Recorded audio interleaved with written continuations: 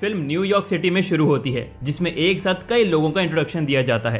पहला व्यक्ति मोहम्मद नाम का सिक्योरिटी गार्ड है, जो किसी के बनाए हुए ग्रीटिंग कार्ड को देखकर इमोशनल हो रहा है। दूसरा जॉर्ज नाम का एक कॉमेडियन है, जो अपने चुटकुलों का अभ्यास करते हुए एक शो की तैयारी कर रहा है। इसके बाद मॉरीन नाम के एक टीवी रिपोर्टर है और उसका मंगेतर डॉन है, जो इस समय अपनी हवेली में प्राइवेट टाइम बिता रहे हैं। नेक्स्ट कैरेक्टर्स में सेलाइन नाम की एक गर्भवती महिला है, जेन नाम की एक बुजुर्ग विधवा और मार्टिन नाम का एक मोटा आदमी है। अंत में हेनरी नाम का एक बिजनेसमैन है और उसकी बिगड़ैल 10 साल की पोती मेडेलिन है। वे सभी 52 मंजिला ऊंची इमारत की ओर जा रहे हैं, जिसका मालिक कोई और नहीं बल्कि हेनरी है। अगले दृश्य में ये सभी लोग बिल्डिंग के सबसे ऊपर मंजिल पर होने वाले एक प्रोग्राम के लिए इमारत पर पहुंचते हैं। सिक्योरिटी चेक से गुजरने के बाद एक वे सभी एक ही लिफ्ट में चढ़ते हैं। जॉर्ज क्लॉस्ट्रोफोबिक प्रतीत होता है, इसीलिए वो सिक्योरिटी गार्ड से लिफ्ट को ओवरलोड ना करने के लिए कहता है। इसके बावजूद सिक्योरिटी गार्ड लिफ्ट को सभी 9 लोगों से भर देता है, जो कि मैक्सिमम लिमिट है। जैसे ही लिफ्ट ऊपर जाने लगती है, जॉर्ज बेचैन हो जाता है। पूरा टाइम उसका ध्यान फ्लोर्स नंबर पर ही फोकस रहता है। मार्टिन उसे कहता है कि चिंता करने की कोई बात नहीं है, क्योंकि उसे लिफ्ट को इस्तेमाल करते हुए 6 साल हो चुके हैं और इससे आज तक कोई भी समस्या नहीं हुई है। जॉर्ज को डराने के लिए शरारती बच्चे ने इमरजेंसी स्टॉप बटन दबा दिया, जिससे लिफ्ट अचानक बंद हो गई। जॉर्ज अपना पेशेंस खो देता है और बच्ची पर चिल्लाने लगता है। हेनरी अपनी पोती का बचाव करने के लिए कहता है कि बच्ची ने गलती से बटन प्रेस कर दिया है। इससे पहले कि सिचुएशन आउट ऑफ कंट्रोल होती, मोहम्मद दोनों का ध्यान रियल प्रॉब्लम पर ले जाता है। फिर वो हेनरी को रीस्टार्ट बटन दबाने की सलाह देता है, लेकिन ऐसा करने से भी कुछ नहीं होता। घबराकर हेनरी लॉबी फ्लोर का बटन दबा देता है, जिसकी वजह से लिफ्ट थोड़ा नीचे तो जाती है, लेकिन फिर एक झटके से रुक जाती है। यहाँ पर जॉर्ज मेडेलिन को फिर से मुसीबत की जड़ बोलने लगता है। इससे हेनरी को गुस्सा आ जाता है और जॉर्ज को उसके कॉमेडियन रोल से फायर करने की धमकी देने लगता है। हालांकि जॉर्ज पर इसका कोई असर नहीं पड़ता, क्योंकि वो अभी कैसे भी करके लिफ्ट से बाहर निकलना चाहते हैं। इसके बाद हेनरी इंटरकॉम बटन दबाकर सिक्योरिटी को प्रॉब्लम के बारे में इन्फॉर्म करता है। समस्या जानने के बाद सिक्योरिटी जल्द से जल्द एक मेंटेनेंस टीम को उनके पास जाने को कहती है। हेल्प आने का वेट करते हुए सभी एक दूसरे से बात करना शुरू कर देते हैं। हेनरी का कहना है कि वो अपने पद से रिटायर होने वाला है और अब आगे अपनी बची हुई जिंदगी शांति से जिएगा। वो बस जल्द से जल्द एक योग्य उत्तराधिकारी ढूंढना चाहते हैं। थोड़ी देर के बाद गर्भवती महिला को टॉयलेट जाने की अर्जेंट नीड महसूस होती है। मेंटेनेंस टीम के आने में अभी भी टाइम था, इसीलिए वो अपने बैग को ही टॉयलेट की तरह यूज करने का डिसाइड करती है।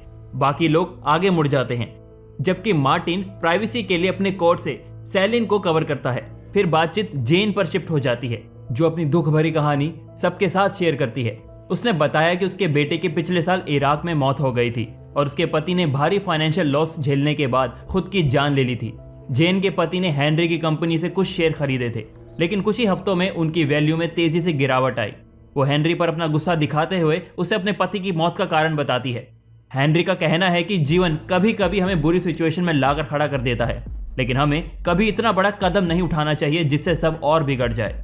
फिर वो जेन से पूछता है कि वो अब यहाँ पर क्यों है। इससे पहले कि उसके प्रश्न का उत्तर दे पाती, जेन को दिल का दौरा पड़ जाता है। वो धीरे धीरे फर्श पर गिरती है और अपनी अंतिम सांस में बताती है कि उसके पास एक बॉम्ब है और आज वो यहाँ पर अपने पति का बदला लेने के लिए आई थी। जेन के सीक्रेट से सब पैनिक हो जाते हैं। मार्टिन तुरंत 911 पर कॉल कर देता है और उन्हें मौजूदा स्थिति के बारे में इन्फॉर्म करता है। इसके बाद रिपोर्टर मॉरीन अपने फोन से लाइव स्ट्रीमिंग शुरू कर देती है। तभी फंसे हुए लोग इस बात पर बहस करने लगते हैं कि बॉम्ब की मौजूदगी की जांच करने के लिए जेन के शरीर को कौन चेक करेगा। कुछ देर तक बहस करने के बाद सेलिन इस काम के लिए अपनी मर्जी से आगे आती है। सबसे पहले वो सावधानी से जेन के बैग की जांच करती है, लेकिन उसे वॉलेट के अलावा कुछ नहीं मिलता, जिससे उन सभी ने राहत की सांस ली। हालांकि सेलिन को उसके पर्स से एक न्यूज़पेपर की कटिंग मिलती है, जिसमें उसके पति की मौत के मामले की जानकारी थी। वो फिर जेन के शरीर की जांच करने लगती है और आगे बढ़ती है, और इस बार उसके पेट में कुछ मिलता है। उसके कपड़े खोलने पर उसे जेन की कमर के चारों ओर बॉम्ब दिखता है। थोड़ी देर के लिए सब चुप हो जाते हैं। इसी बीच मॉरीन, जिसने सब कुछ रिकॉर्ड कर लिया था, फुटेज को अपने टीवी स्टेशन पर ट्रांसफर कर देती है।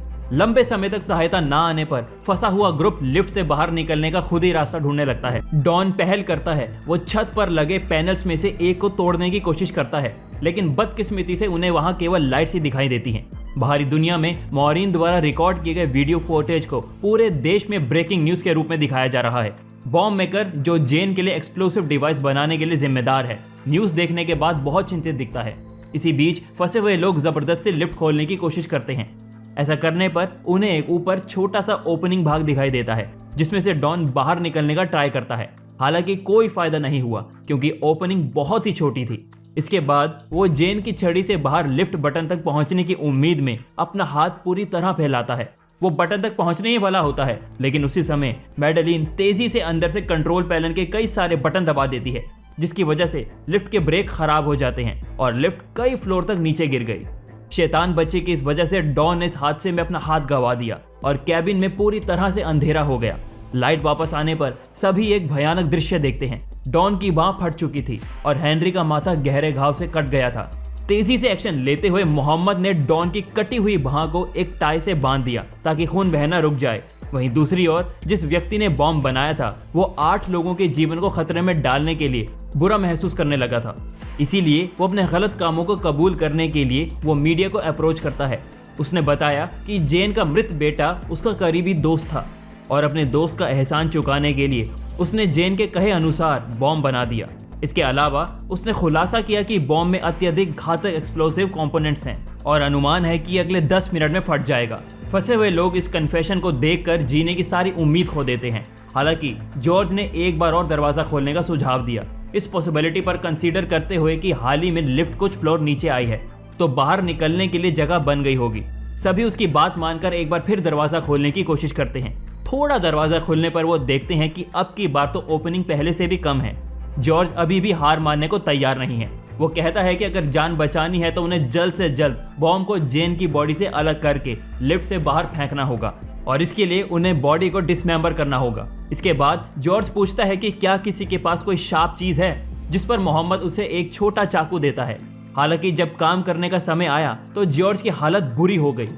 उसके झिझक को देखते हुए हेनरी काम करने की जिम्मेदारी लेता है। गहरी सांस लेने के बाद वो जेन के शरीर को काटना शुरू कर देता है। हेनरी उसके पेट के एरिया तक पहुंच जाता है, लेकिन उसे उसके ऑर्गन्स को निकालने में कुछ हेल्प की जरूरत होती है। इसीलिए मोहम्मद और जॉर्ज इस ऑपरेशन में उसकी मदद करते हैं, लेकिन जब उनसे रीढ़ की हड्डी नहीं कटती तो उसे तोड़ने का डिसीजन लेते हैं। तभी एक सिक्योरिटी इंटरकॉम के माध्यम से बताता है कि रेस्क्यू और बॉम्ब स्क्वाड आखिरकार आ गए हैं। कुछ ही देर में रेस्क्यू टीम लिफ्ट को नीचे करके दरवाजा खोल देती है, जिसमें फंसे हुए लोगों को निकालने के लिए एक छोटा रास्ता बनाया जाता है। फिर वे एक के बाद एक सभी को ऊपर खींचना शुरू कर देते हैं। जब केवल मार्टिन पीछे रह जाता है तो वो टीम को लिफ्ट बंद करने के लिए कहता है, क्योंकि वो जानता है कि इतनी छोटी ओपनिंग से निकलना उसके लिए इम्पॉसिबल है।